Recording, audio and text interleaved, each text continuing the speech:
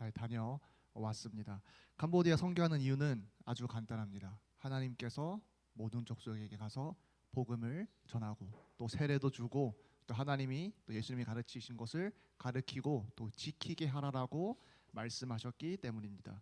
이것은 사도들에게만 제자들에게만 주신 말씀이 아니라 그냥 예수님을 따르는 모든 자들에게 하나님이 예수님께서 말씀하신 것입니다. 그걸 지상 명령이라고 하죠. 사도들의 명령이 아니라 초대교회의 명령이 아니라 지상 명령. 지상에 사는 예수 그리스도인이라면 제자라면 모두에게 적용되는 예수님의 또 마지막 계명이라고 해서 지상 명령이라고 합니다. 누가복음은 일단 역사적 그 진실에 많이 초점이 맞춰져 있습니다. 누가 자체가 상당히 엘리트였습니다. 여러분이 아시겠지만서도 누가는 상당히 엘리트였고요. 또 의사였죠. 근데 그 시대에는 의사다 하면 그냥 사람만 치료할 수 있는 능력이 있는 사람이 아니었어요.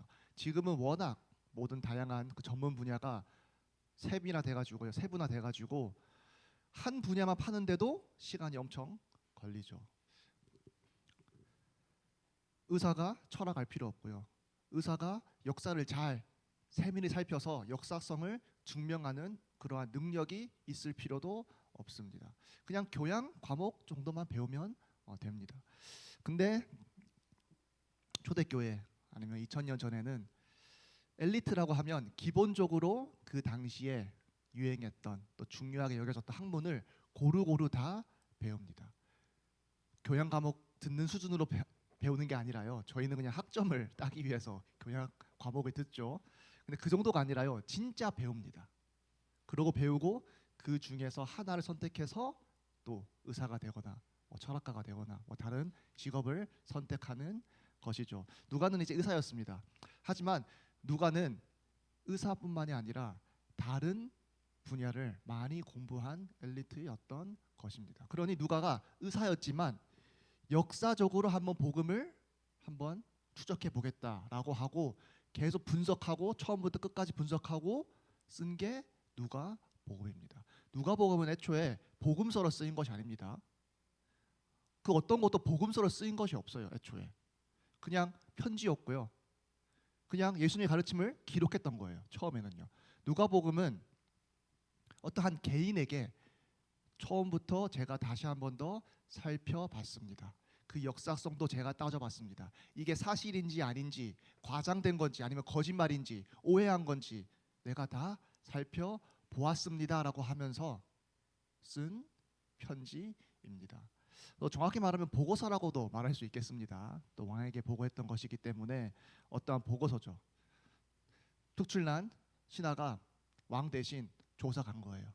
그리고 그거를 면밀히 보고하는 것입니다. 그래서 누가복음 24장 마지막 장에 보면요, 되게 예수님의 그 육체적 부활을 많이 강조합니다. 어떤 영적인 의미를 강조할 수도 있는데요, 육체적 그 부활의 그 진실성에 초점을 꽤 둡니다. 왜냐, 애초에 누가의 목표는 이게 진짜인지 아닌지 살펴보는 것이 목표였거든요. 그러니 증인들의 증언도 참고를 했겠고요. 또 증인을 아는 사람들도 조사를 했겠죠. 그러고 난 다음에 누가는 복음이 진짜구나라고 결론을 내리고 누가복음을 쓴 겁니다. 그러면서 그 마지막 장에는 예수님의 부활을 강조하면서 이것이 진짜다. 사람들이 믿지 못했는데 그래도 진짜다라고 24장에 말하는 것입니다.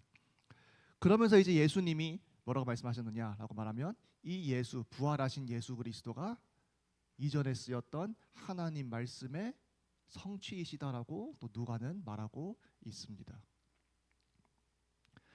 구약의 주인공이 예수 그리스도라는 말이죠.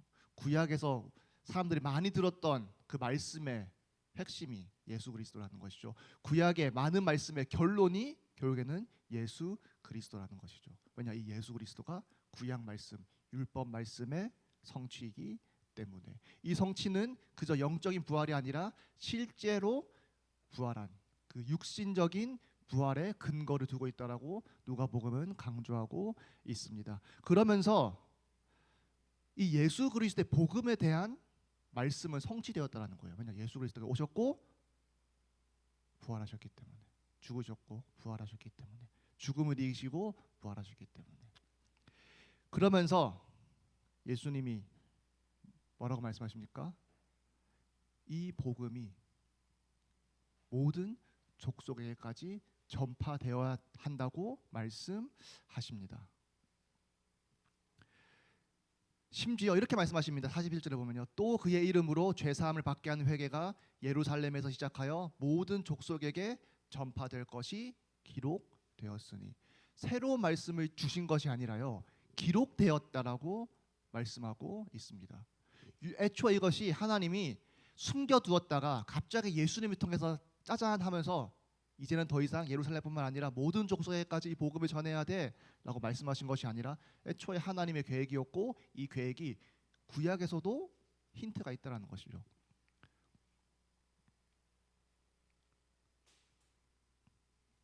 일단 창세기 12장 3장에 보면 이렇게 나와 있죠. 너를 축복하는 자에게는 내가 복을 내리고 너를 저주하는 자에게는 내가 저주하리니. 아브라함에 대한 축복이 나오죠. 그러면서 뭐라 나오느냐?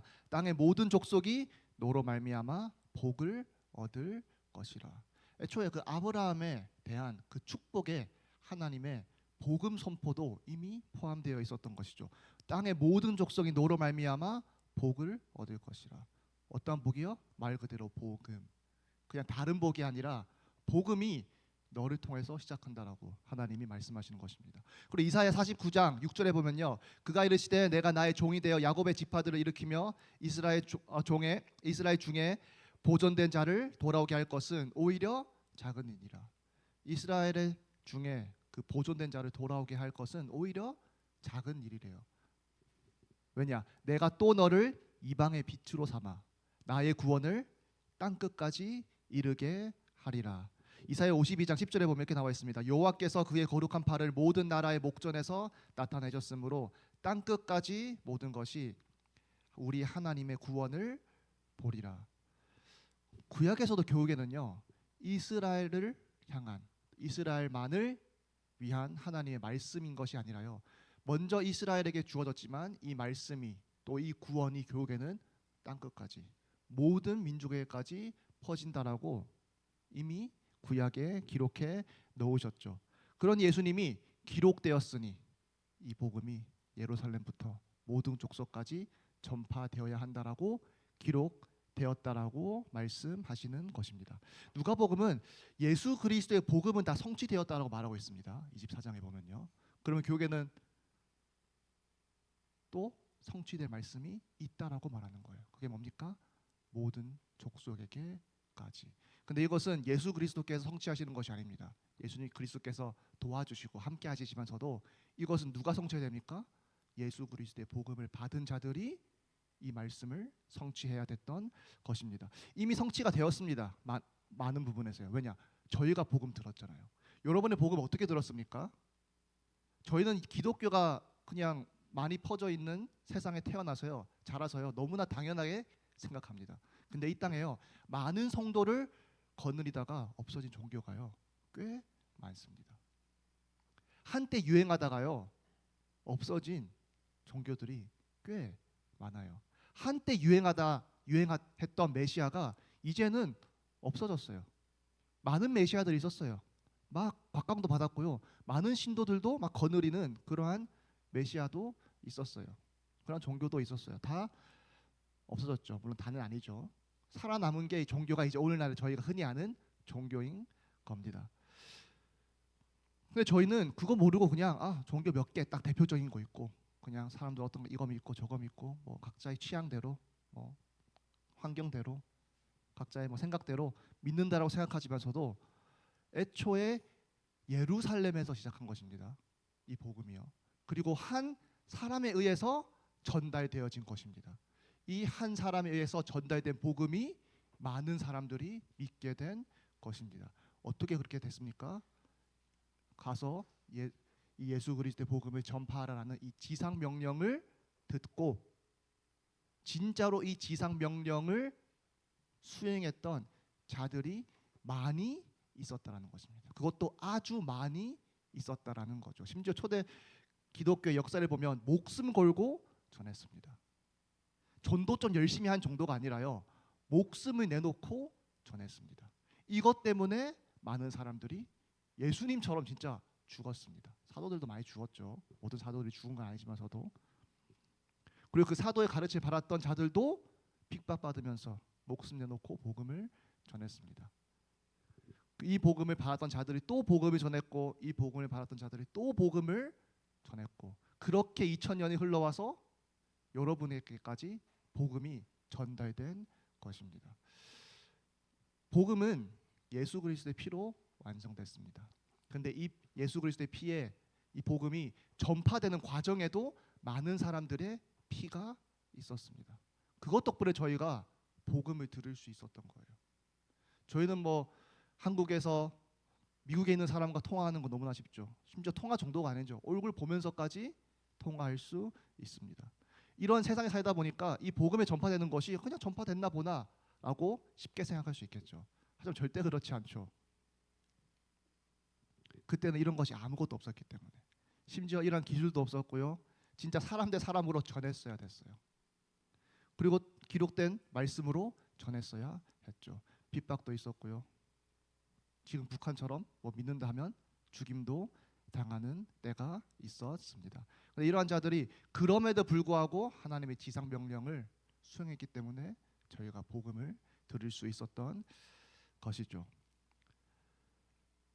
그러니 저희 교회가 캄보디아까지 가는 것입니다.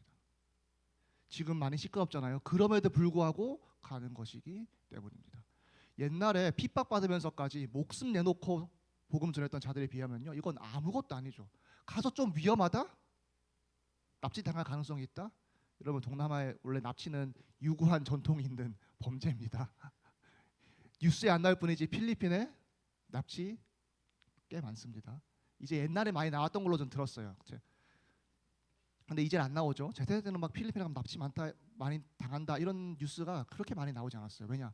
이제 많이 보도했고 더 이상 이제 이슈거리가 안 되니까, 엄청 큰 이슈가 있지 않은 이상 많이 다루지 않죠. 근데 캄보디아에서 또 이제 신흥 이제 떠오르는 좀 범죄 국가이기 때문에 이제 지금 이슈가 되고 있는 거죠. 그럼에도 불구하고 왜 가야 하느냐? 왜냐? 애초에 공식적으로 이거 믿으면 너 죽어 라는 세상에 살았던 사람들이요, 이거 믿으면 너 틀린 거야, 이거 믿으면 너는 종교적인 의미에서 이단이 아니라 이 사회에서 이단이야 라고 말하는 세상에서 복음을 전했습니다. 이러한 자들 때문에 저희가 복음을 들을 수 있었고 믿을 수 있었습니다. 그거에 비하면 저희는 캄보디아 이렇게 좀 시끄러울 때 가서 복음 전하는 것, 그건 아무것도 아니죠. 왜냐? 진짜 목숨 내놓고 복음 전했던 자들이 있었기 때문에, 그들 때문에 우리가 복음을 들을 수 있었기 때문에. 그러니 저희는 하나님의 지상 명령이기 때문에 가야 하고요, 그리고 저희는 믿음의 선배들에게 빚진 것이 있습니다. 그러면 저희도 가서 전해야죠. 뭐 나라가 막지 않는 이상, 뭐 아예 비행기를 못 타는 그런 상황이 아닌 이상 저희는 가서 복음을 전해야 합니다. 그래, 중요한 것은 이거예요. 모든 족속에까지 했잖아요. 그래서 저희는 한국인이고, 오케이, 우리와 다른 민족인 캄보디아에 가서 복음을 전한다. 근데요, 이 지상 명령은요, 교육에는요, 다른 민족에게 복음을 전하라라는 말씀이지만서도요, 결국에는 모두에게 복음을 전하라는 말씀입니다. 한국 사람은 중국 사람에게만, 미국 사람에게만, 일본인에게만 복음 전하라가 아니라요, 그냥 온 세상 끝까지 복음을 전하라는 것입니다. 예루살렘에서 이 말씀을 들은 사람들이 갑자기 다 선교 갔습니까? 아니요. 예루살렘에서부터 복음이 전파된 거예요. 갑자기 다 저는 일본 가겠습니다, 저는 미국 가겠습니다, 저는 캐나다 가겠습니다, 저는 이란으로 가겠습니다, 저는 캄보디아로 가겠습니다 라고 퍼진 것이 아니라요, 그 말 듣고 어떻게 했습니까? 땅끝까지 간 게 아니라요, 본인이 있던 지역을 시작으로 삼았습니다. 그리고 근처 지역도 퍼져 나갔죠. 뭡니까? 그냥 전 세계의 복음을 전하라는 것입니다. 그러니 우린 제자교회는 캄보디아를 땅끝으로 알고 복음을 전하고, 그럼 여러분의 현장에서 어떻게 되겠습니까? 현장에서 여러분이 이 증인으로서 복음을 전해야 합니다. 캄보디아는 우리가 같이 하는 겁니다. 근데 중요한 것은요, 여러분 현장에서 다른 민족은 아니지만서도 같은 나라 사람인 한국인에게 여러분이 복음을 전해야 합니다. 더 좁혀 볼까요? 한국 사람, 네, 모든 한국 사람을 전할 필요 없습니다. 여러분 현장에 맞닿아 있는, 여러분과 맞닿아 있는 여러분 친구, 뭐 동료, 뭐 선생님, 무엇이 됐든 여러분과 인간적으로 맞닿아 있는 사람들을 여러분이 증인으로서 복음을 전달해야 합니다.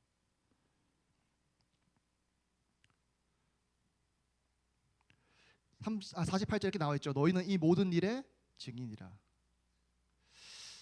증인인데요. 첫 번째는 증인이 뭡니까? 이게 보통 법정에서 사용되는 말이거든요. 옛날에 보면요. 그래서 본 것을 증언하는 자죠. 말 그대로 정말 심플하게 본 것을 법정에서 이게 사실이야? 사실 아니야? 누가복음 이걸 하고 있는 거잖아요. 지금 이게 사실이 아니야? 사실입니다. 라고 말하는 거죠. 증인이 있다라고 누가는 확실하게 말하고 있는 거예요. 증인이 제가 봤습니다라고 말하는 것이 아니라 실제로 본 사람들이 많이 있습니다라는 거예요. 이 사람들이 실제로 봤다라고 사실이다라고 증언하고 있습니다라고 누가는 또 강력하게 말하고 있는 것입니다. 그런데 증인은 본 사람이에요. 눈으로. 이 사람 법정에서 증언합니다.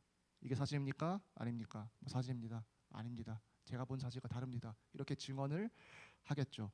근데 이 단어가요. 원래는 본 사람을 뜻했지만서도 누가복음 이후에 어떻게 성경이 이어지죠? 사도행전으로 이어집니다. 왜냐? 누가복음과 사도행전은 한 볼륨입니다. 한 단위입니다. 이 사도행전을 보게 되면 또 이제 증인들이 나옵니다. 이 증인이 정말 성령의 그 권능을 받아서 적극적으로 예수 그리스도의 복음을 전파하기 시작합니다. 그러면서 교회는요. 증인이 어떻게 확장되느냐?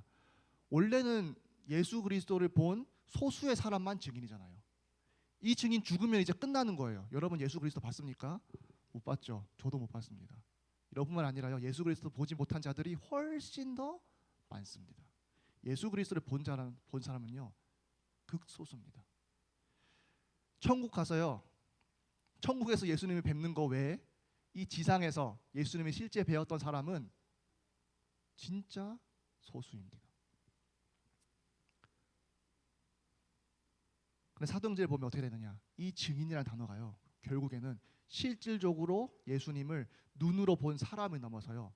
믿음으로 예수 그리스도를 믿는 자들까지도 이 증인이라고 지칭을 합니다. 증인은 원래 본 사람입니다. 근데 개념이 확장돼요. 처음에는 제자, 처음에는 그 부활을 본 사람들. 그 사람들이 적극적으로 복음 전파했습니다. 증인으로서. 근데 그 말씀을 믿음으로 예수 그리스도 한마디로 시적으로 표현하자면 본 자. 믿음으로 예수 그리스도를 본 자들은 또 증인이 되어서 예수 그리스도의 복음을 전파했던 것입니다. 그리고 너희는 이 모든 일의 증인이라. 1차원적으로 따지면요. 저희는 증인이 아닙니다. 적어도 여기서 쓰이는 증인은 아닙니다. 왜냐? 제자들에게 하시는 말씀이거든요. 근데 말씀의 내용을 보면요. 이것이 확장되는 것이 너무나 마땅해요. 왜요? 모든 족속에까지 가라고 말씀하셨잖아요. 여러분, 제자들이 아무리 날고 기어도 모든 족속에게까지 본인들의 인생의 남은 시간 그 내에 갈 수 있습니까? 뭐 비행기가 있었던 것도 아니고요. 언어가 막 통했던 것도 아니고요. 멀리 갈 수 있지도 않았어요. 또 비행기를 탈 수 있다고 한들 돈이 있어서 막 그냥 자유롭게 다닐 수 있어요. 돈도 문제도 아니고요. 이제 뭐 기술도 문제가 없어요. 이제 갈 수 있고 막 해요. 그래도 모든 족속까지 그 소수의 사람들이 갈 수 있습니까? 없습니다. 그냥 물리적으로 불가능합니다. 뭡니까?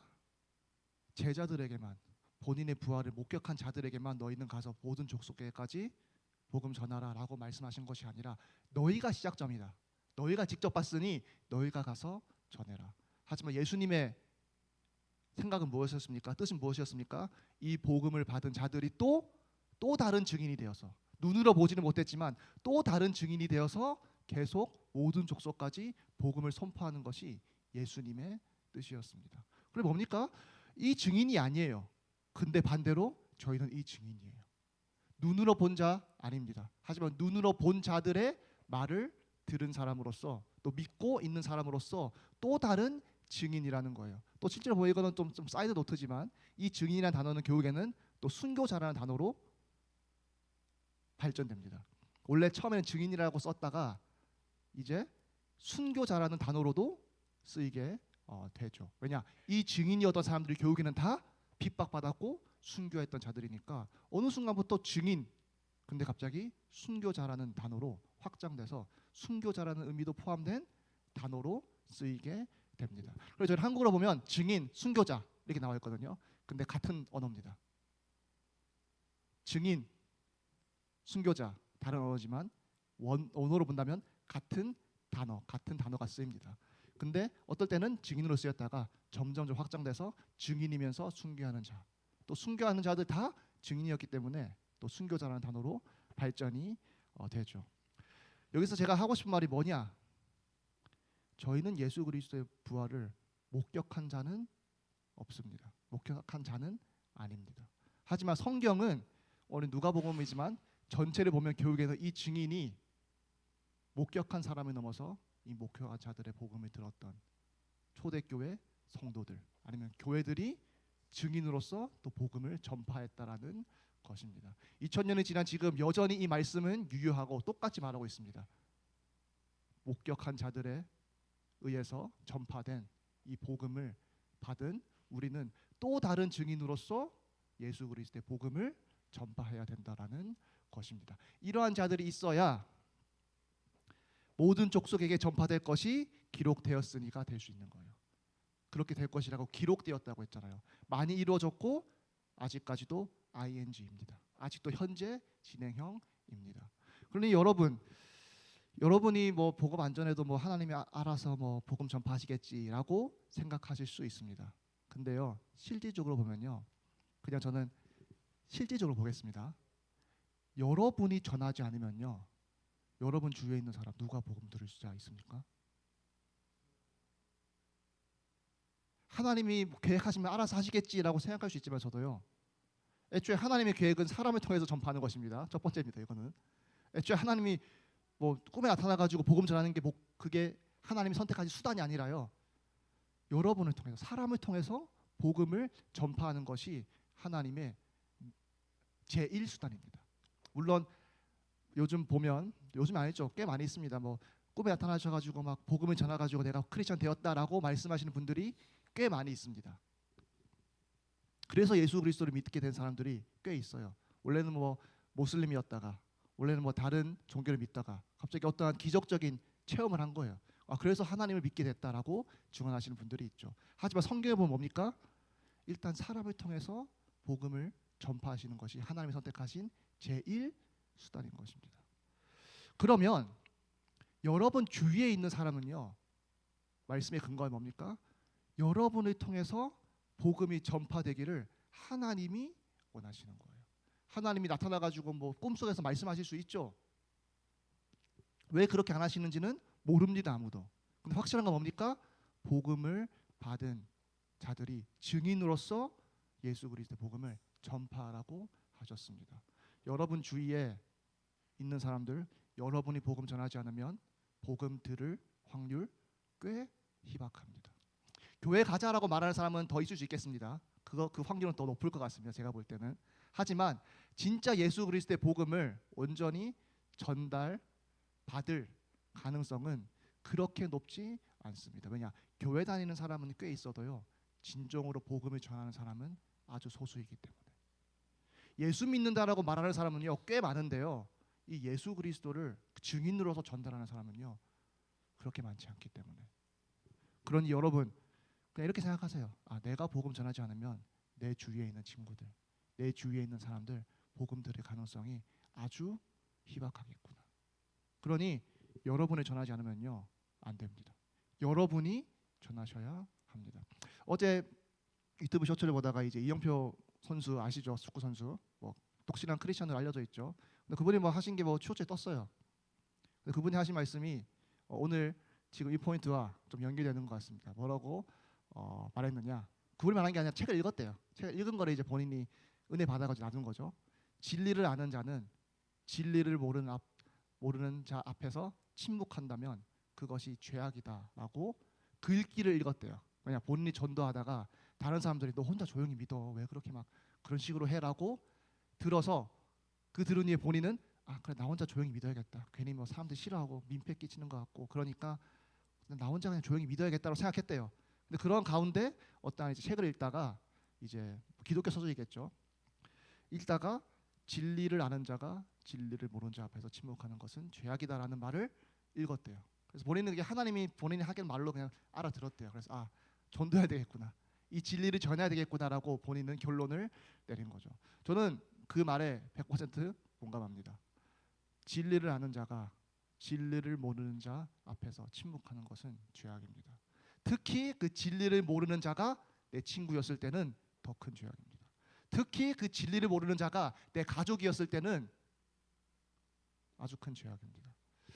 여러분, 그러니 복음 전하시길 바랍니다. 그러니 여러분이 예수 그리스도의 증인 되셔서 복음 전하시길 바랍니다. 제자교회로서는 캄보디아, 여러분이 각자 현장에서는 여러분이 그 증인 되어서 여러분이 한마디로 전도자, 선교사 되어서 여러분의 친구들, 여러분과 아는 사람, 아니면 가족도 될 수 있겠죠. 그 가족들에게 예수 그리스도의 복음을 전달하십시오. 진짜로 예수 그리스도가 부활하셨다. 진짜로 예수 그리스도께서 부활하셔서 우리의 죄가 완전히 씻겨졌다. 라는 것을 여러분이 직접 전하셔야 합니다.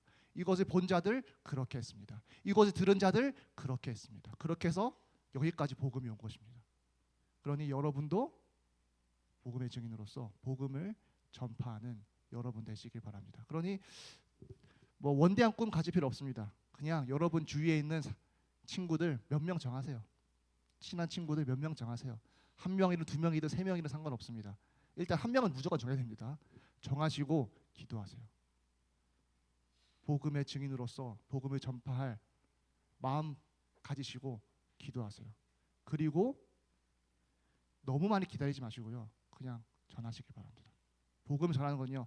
때를 가리지 않습니다. 물론 상황에 따라 조금 기다려야 되겠다라고 판단은 내릴 수 있지만서도요. 복음은요. 그냥 빨리 전해야 합니다. 그러니 한 명 전하세요. 여러분의 증인이니까. 여러분 예수 그리스도 본 적은 없지만 믿음으로 된 증인이니까 한 사람 정하세요. 그리고 그 한 사람에게 예수 그리스도의 복음, 이 부활이 진짜라는 것을 전달하시길 바랍니다. 안 믿으면요, 그건 여러분의 일이 아닙니다. 여러분의 일은 뭡니까? 증인으로서 전달하는 거예요. 법정에 선 증인은요, 그 소임이 뭡니까? 그냥 증언하는 거예요. 그 법정에 있는 케이스를 이기는 게 그 사람의 일이 아니라요.